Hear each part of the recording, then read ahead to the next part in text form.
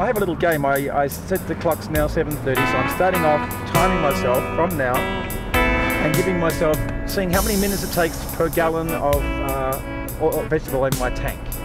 And I include the searching for the oil as part of the whole timing. So it's kind of cool, isn't it? We're running on 100% pure vegetable oil, a waste product from restaurants. Really, it runs like any diesel. I mean, I can overtake and speed just like my normal, if I was normally powered with regular diesel. I'm on my last quarter tank, so I think, okay, time to start doing a recharge. Also, I carry two 5-gallon containers in the trunk with me, so I really can do 20 plus 10, that's 30 gallons. Now, I average 25 to 27 miles per gallon, so that's about, what, 30, say 25 times 30, that's 750 miles. That's not a bad range. It's really hard to get through to people that there's actually an alternative fuel that allows you to run on pure vegetable oil, and it's 100% so-called, at the moment, free. Hey, this old man, he just couldn't quite get his mind around. I said it 4 or 5 times in different ways, and he still kept insisting it was biodiesel, and he was paying his $5 a gallon and not thinking there was any. He just couldn't hear what I was saying, so in the end I gave up. I figured, oh well, I guess he doesn't believe it exists. So we're going to watch it happen in the real life now.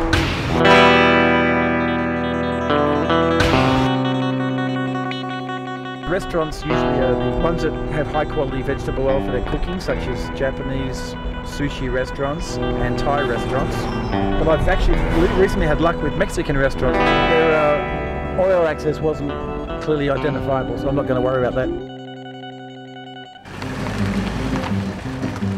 And I've noticed that at $3.50 a gallon, it was easy just to go around to any place and just pick up oil. And all you had to do was pull in at the back, and the oil was yours for the taking because they were paying to get rid of it. It's pretty clear too, since it's hit $5 a gallon, that there's been a couple of locks put on these drums of oil.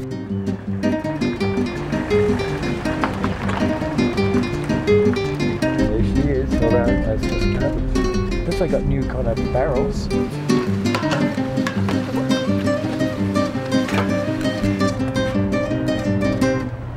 Nice and clear. That's probably about 20 gallons. There is a problem. I just noticed the front here. Containers and contents are properly. That to me would be a little bit iffy to not ask the people at the restaurant, because they may have an agreement that once it goes in that container, it's the property of those people.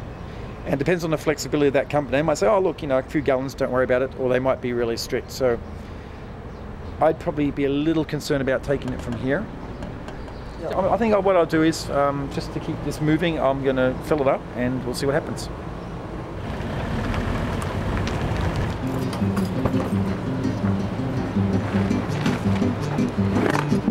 First start, I used to get a little messy. Now I almost do no splashes, but just to be on the safe side, I've got my older clothes now.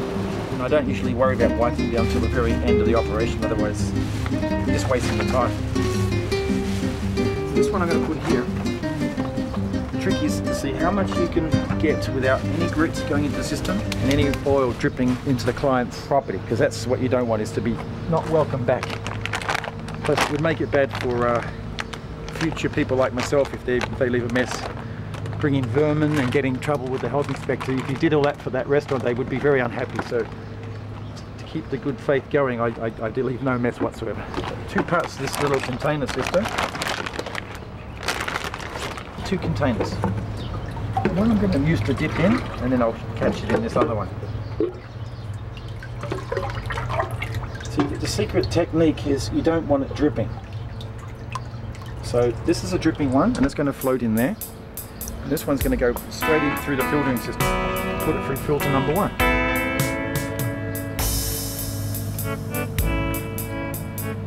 You see how quiet it is this morning? Just the birds singing, the restaurant's closed, quiet. People, lunchtime people want to ask you all kinds of questions.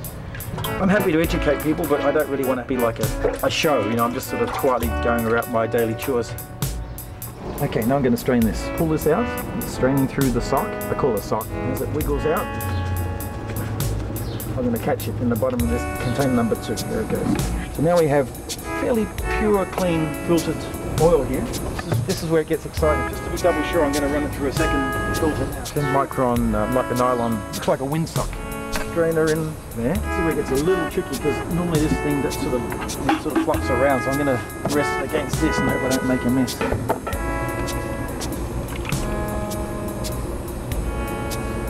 Now it's completely strained. So here we go. I'm going to pour this into the tank.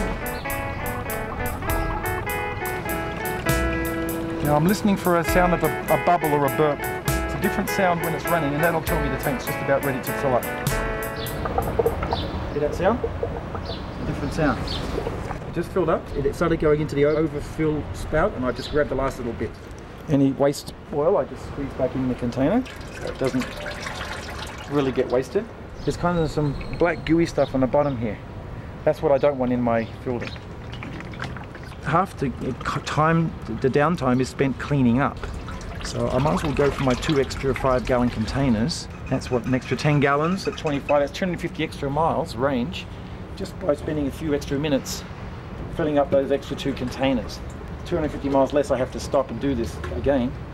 So I might even get as far as Denver if I'm lucky. Okay, it's 5 minutes past 9.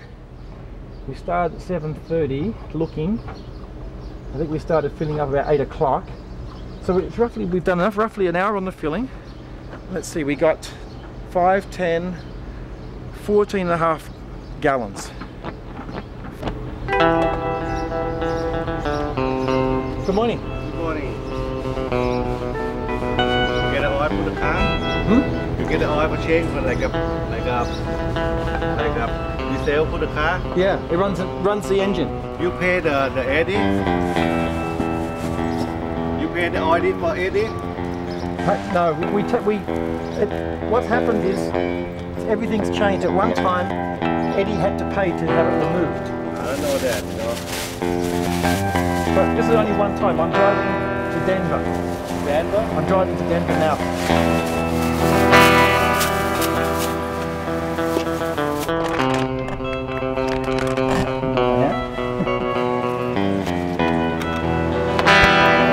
Mission accomplished. It's a very nice feeling to think that this is a waste product that you're just driving in your car. It gives a sense of satisfaction.